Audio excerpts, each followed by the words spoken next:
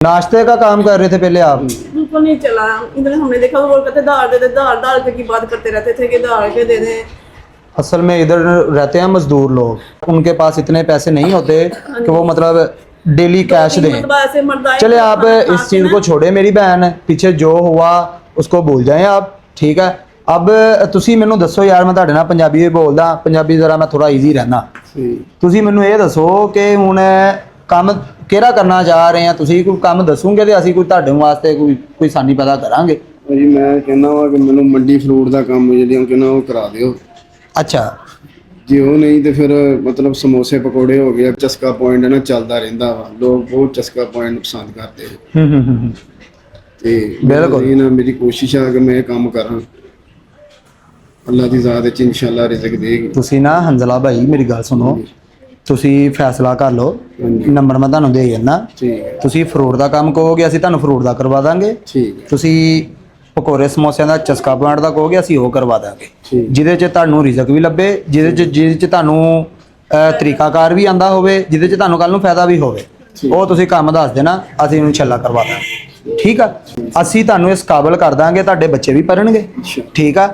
ਤੁਹਾਡੇ ਘਰ ਦੇ ਵਿੱਚ ਆਪਣਾ ਰਿਜ਼ਕ ਵੀ ਆਏਗਾ, ਕਿਉਂਕਿ ਦੇਖੋ ਅਸੀਂ ਬੱਚਿਆਂ ਦੀ ਹਾਮੀ ਤਾਂ ਪੜੀਏ ਨਾ, ਅਗਰ ਤੁਸੀਂ ਇਹਨਾਂ ਦੇ ਸਿਰ ਤੇ ਨਾ ਹੋਵੋ। ਤੁਸੀਂ ਮਾਸ਼ਾਅੱਲਾ ਹੈਗੇ ਆ, ਪਛਾਣ ਨਹੀਂ ਹੋਣਾ, ਅਸੀਂ ਤੁਹਾਡੇ ਨਾਲ ਆ, ਠੀਕ ਆ। ਮੈਂ ਆਇਆ ਵਾਂ ਤੇ ਮੇਰਾ ਵਾਅਦਾ ਮੇਰੇ ਭਰਾ ਦੇ ਨਾਲ, ਮੈਂ ਇਨਸ਼ਾਅੱਲਾ ਦਿਹਾੜੀ ਖੰਡ ਦੇ ਵਿੱਚ ਹੀ ਜਿਹੜਾ ਨਾ ਤੁਹਾਨੂੰ ਕੋਈ ਰੋਜ਼ਗਾਰ ਮੈਂ ਲਵਾ ਕੇ ਦਊਂਗਾ, ठीक हो गया मेरा भरा, परेशान नहीं होना, ठीक है मेरी बहन।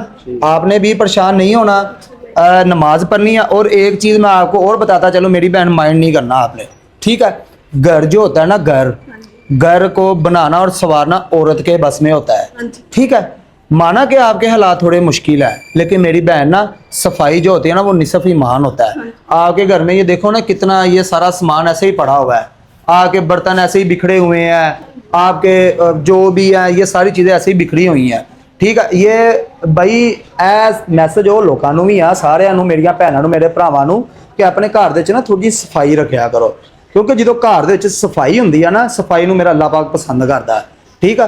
तो तुसी भी ना मेरे आपने भी मेरी बहन अपने घर को साफ़ सुथरा रखना है, ठीक है। हालात मुश्किल आ जाते हैं, लेकिन इसका मतलब ये नहीं है कि बंदा घर में ही गंद डाल के रखे, ठीक है। मेरी बहन अपने घर में सफाई रखें, नमाज पढ़ें, अल्लाह से दुआ करें, इंशाल्लाह अल्लाह पाक बेहतर कर देगा, ठीक है मेरी बहन। आपने परेशान नहीं होना। इन पैसों से आप राशन लेकर आएँ, इन पैसों से अपने घर का बिल अदा करें, बाकी इंशाल्लाह उसके बाद भाई को कोई काम शुरू करवा के देंगे, ताकि उसके बाद ये अपने घर का खर्चा खुद अफोर्ड कर सके, खुद उठा सके, ठीक है भाईजान। बहुत शुक्रिया तुहाडा, बहुत शुक्रिया तुहाडा भी जी कि तुसी माशाल्लाह सानू देखते हैं, सुनते हैं। तो फिर रिक्वेस्ट आ कि इस तरह की वीडियो जी होंगी उन्होंने खुदारा शेयर कर दिया करो। तुहाडे शेयर के नाल किसी की जिंदगी दे विच बदलाव आ सकता, किसी की जिंदगी आसान हो सकती है, कोई बंदा अपने घर नूं चलाउण दे काबिल हो सकता वा, कोई बंदा अपने पैरों ते खड़ा हो सकता। तो बहुत शुक्रिया, जज़ाकल्लाह खैर, अस्सलाम वालेकुम।